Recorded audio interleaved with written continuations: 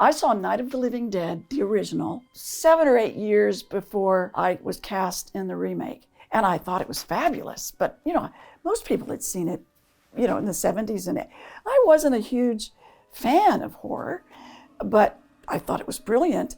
So I didn't see very much more. And suddenly I get a call from my agent, and I'm up for a role in the remake of Night of the Living Dead, 1990. And I'm like, wow, that'll be interesting. I show up for the audition. It's Tom Savini and Tom Tolles. I've never heard of him before. Big, tall guy. Are you in Pittsburgh or are you in Los Angeles? I'm in Los Angeles now, but I was in New York then. But the audition, was it held in Pittsburgh, New York, LA? No, it was in New York. In New York, okay. Yeah.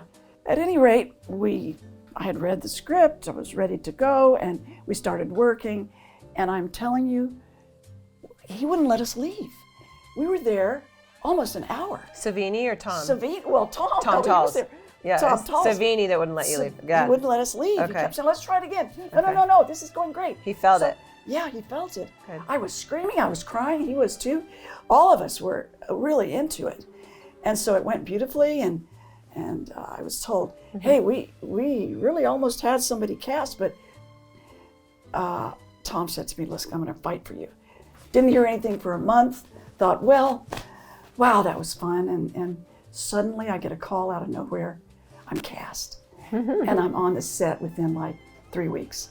The rest is history. It was an amazing experience. I have never seen Night of the Living Dead, the original.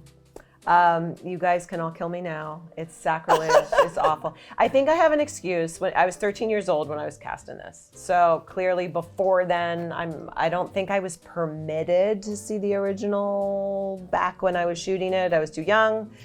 And similarly, I was never a zombie fanatic. I was just in a zombie movie. So I never got around to it. And then I had kids, and I'm gonna get there. I'm gonna watch it. I'm gonna get there. I'm gonna watch it. But yes, I apologize to everybody, but I have not seen it quite yet. I'm gonna get there. I think getting cast as Sarah Cooper, it was my first movie, and my audition process was one where it was kind of make-believe. Tom Savini was in the room. It was in Pittsburgh, where I grew up, and where I auditioned, and he led me through a scenario. I knew nothing about what I was getting involved with, and it was just like a girl that was sick and going there for a while and just improvising, really. And then I fall asleep, and when you wake up, and then you turn into a zombie and start walking. It was short, but I remember feeling very committed in that room. It was like a fun game. And then I got cast, and I got the script. This is 1989 or 90 or whatever it was. Get in my mom's car in the front seat, and I'm not reading it. I am paging through. I am looking for my name, and it never comes. I don't have one line. I was bummed. I'm like, I don't talk in this. So, but you know what? Here we are. All these years later, I didn't talk. It means nothing. But it meant a lot to me back then. I was a little bit bummed out when I first got cast. That being said, yeah. I was like, I'm doing my first movie. This is kind of cool. Yes. So.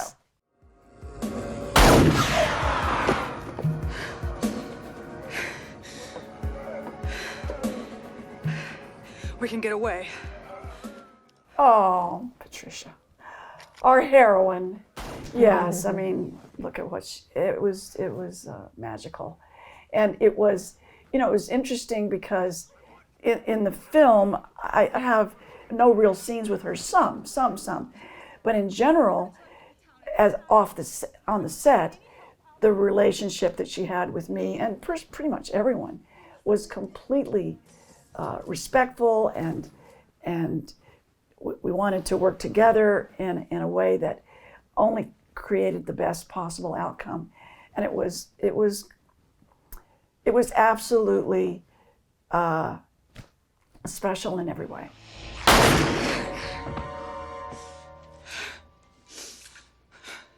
Whatever I lost a long time ago, and I do not plan on losing anything else. My experience with all of the actors, if I'm being very frank, I was the child in a sea of adults. Everyone was very professional. I always felt that.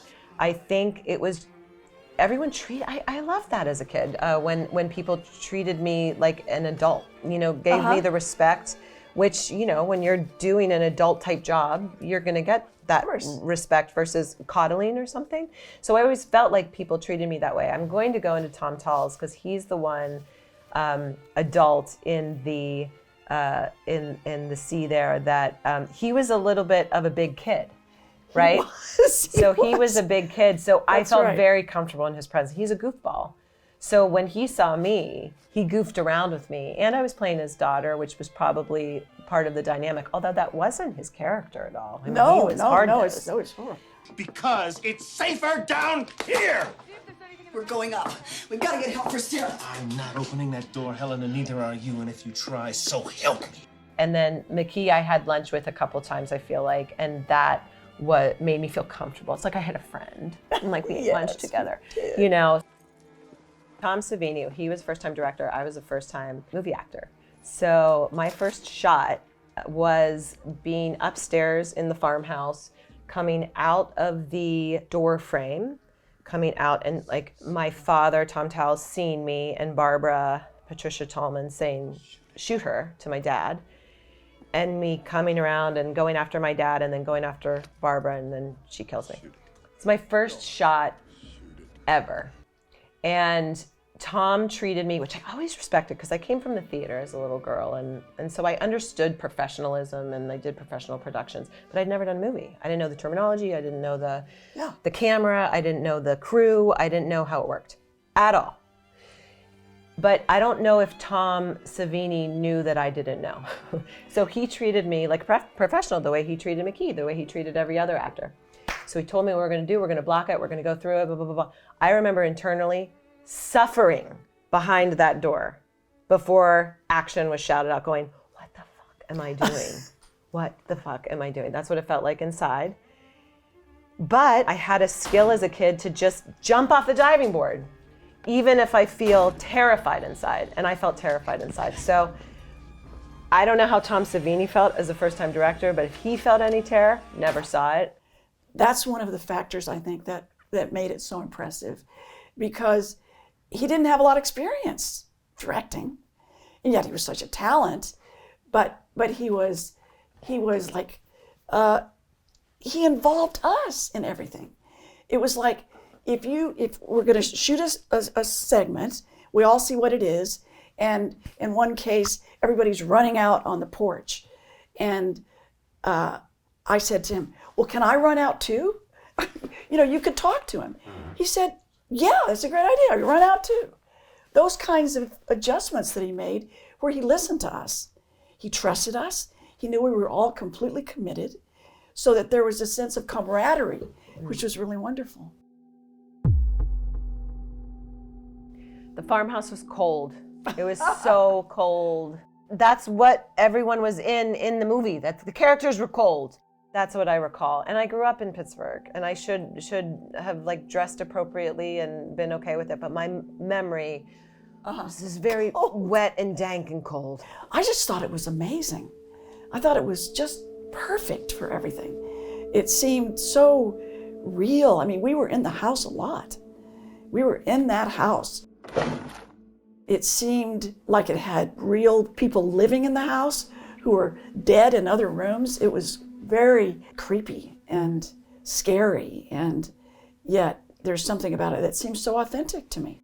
Thinking back too, I mean, I think of like houses I shoot in now in Los Angeles for projects, and there's much more space. That was cramped, It was right? a little house. That was little, and so they had to work in the rooms. They had to finagle a lot. It's not like you could bounce out walls or something. Absolutely. So that basement was small. The upstairs, the rooms were tight. So they really, I mean, Savini accomplished a lot considering what we had. You're out of your minds. I have a vague memory of being 13 and thinking Bill Butler was cute. He was darling. He was cute. right? Back Very in the day? cute. Absolutely cute. Was he a teenager when he did And that? a good actor. No, I don't think He was not in his quite 20s? a teenager, Okay. but he was young. Him and Katie Yeah. were in the house, And, you know, that scene when they drive out to the gasoline station to try to get keys to the car and they blow up. We're watching out the window was just terrifying. It seemed so real.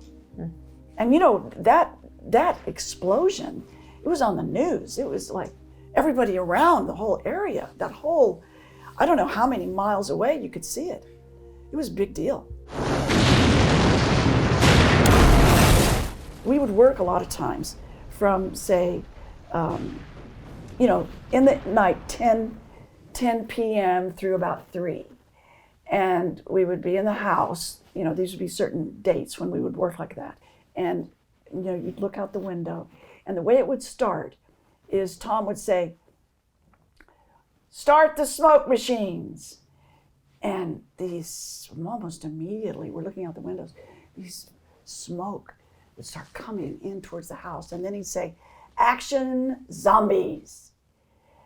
And then you'd see them coming out of the distance in the smoke. It was scary.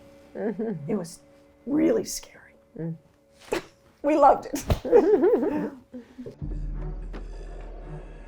When we first started, we were bringing in people for zombies, and most of them came from the original Night of the Living Dead. Their parents had been zombies, and now they were zombies in this one. It's a family affair. And they were running a little seminar to say, okay, now what we're looking for is, you know, you're going to do the zombie kind of this walk, you know. And we were thinking it was really helpful, and they were all watching. And then one guy, "Excuse me, hi, we love what you're saying and everything, but, you know, listen, don't worry about us.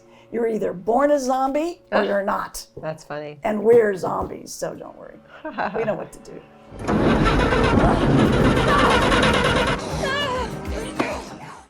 I'll tell a story when I was little. I've told this story before, I've told it to fans, but when I was little, I was 13, and I had a perm, and I wore blue eyeliner and blue mascara, and what I looked like was very important, and here I am showing up on a set, and they're making me look dead and like a zombie and ugly, you know. Luckily, you know, I don't carry these type of insecurities now. It's like, bring on the zombies, I'll take it.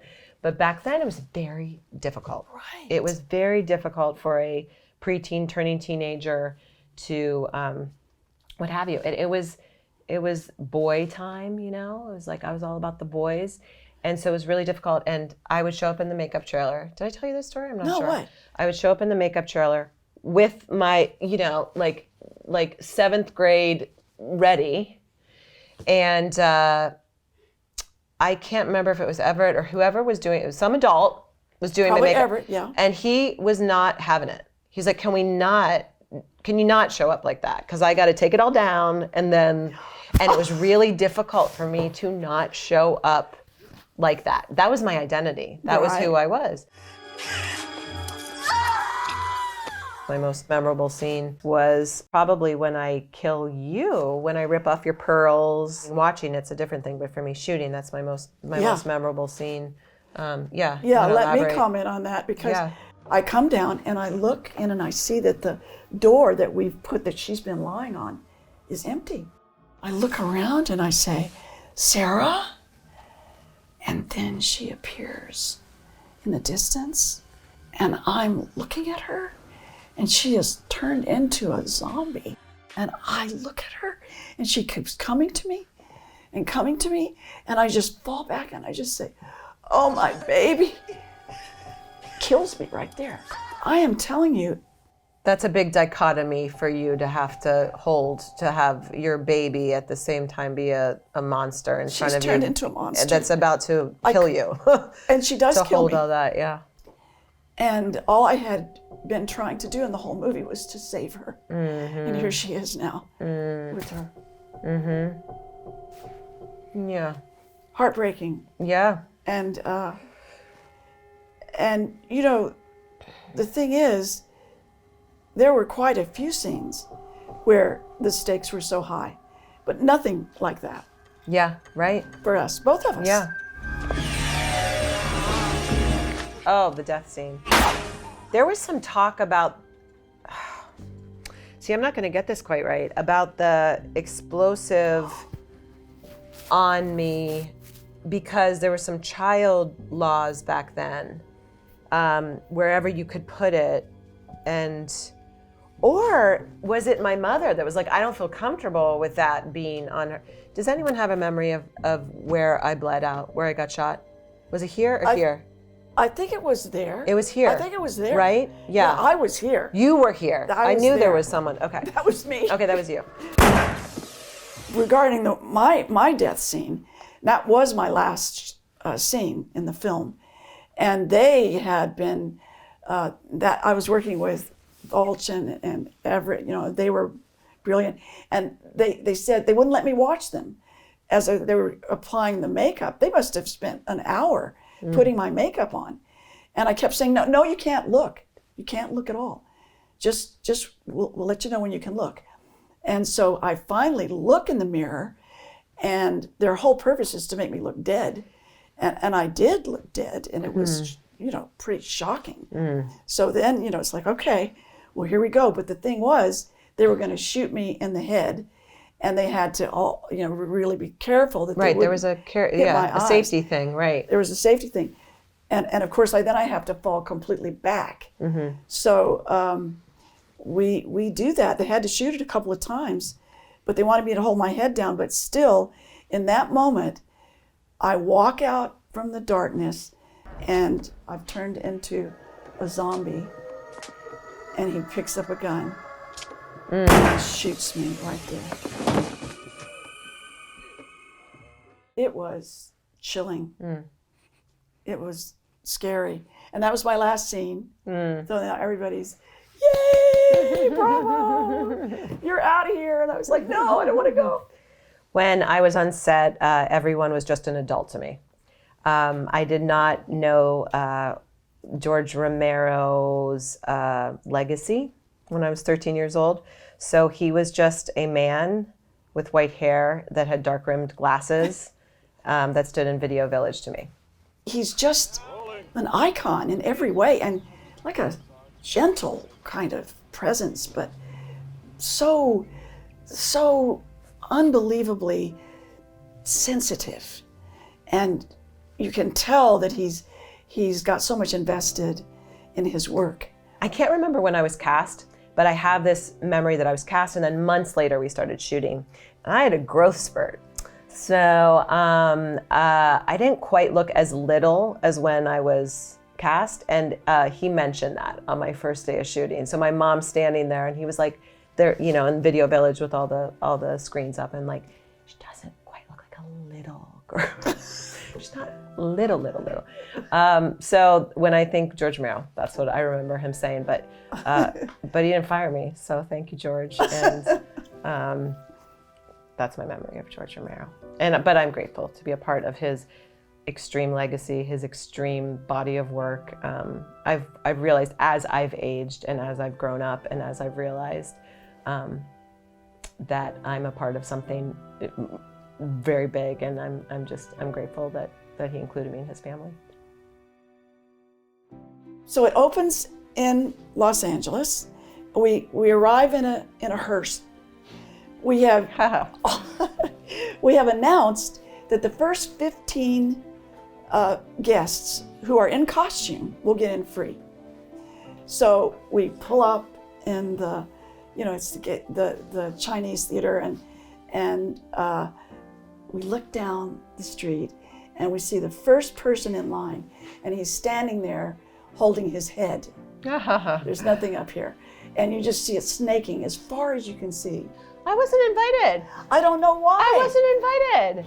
I literally why. didn't know there was a premiere in Pittsburgh at a place called the Galleria, which is still there. It's like 5 minutes from my parents' house. Oh, yeah. I know. Oh, I know. But you weren't invited to the other one? No, I wasn't invited to the LA one. So this is what an agent does for you people. So if you have an agent, they will set up, make sure you get to the premiere. I did not have an agent at age 13. So, but I didn't even know about this premiere until I saw you guys at the convention. And someone said, why were you there? And I said, I didn't know there was one. It was at the Galleria in Pittsburgh. No. I was at the Galleria, which is totally fine. But I called my mom on the way down here. I was like, oh, I want to I would actually get clear on this. I was like, were we invited? She was like, we didn't hear about it until the premiere in Pittsburgh. And then they told us that it had already premiered in LA, and I wasn't invited. I'm so sorry. Darling. Yeah, I know. That's okay. That's fine. I don't have any answer to that. I don't know. Maybe we need to talk to Tom. There's something about the mood of this one that seems to me to attract people, and the idea of the strong woman is one aspect, but the other aspect is, look, this is, a time in our history where there's zombies everywhere. Mm-hmm. You know what I mean, in the world?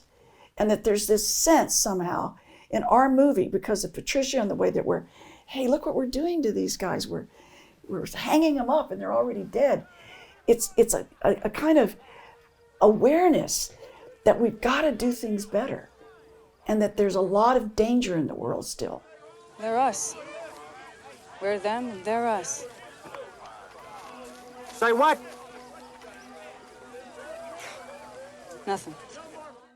I didn't know that it was such a cult classic until the years took by. I really didn't know what I was a part of until I got older. And then,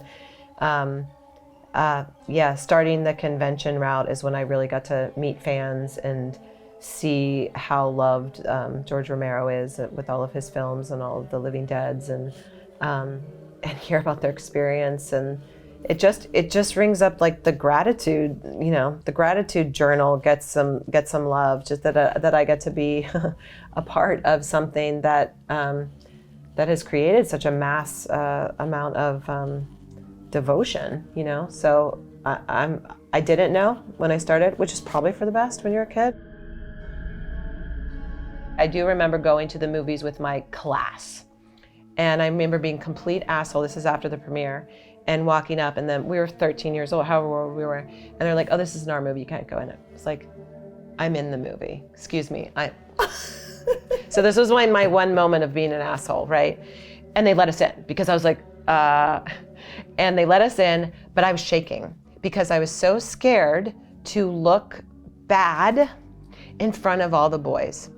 And lo and behold, I learned years later, I think the boys probably thought I was the coolest chick in the world. Absolutely. Right? Didn't realize that then. No one told me that then. I thought blue eyeliner and blue mascara was the way to go, but no.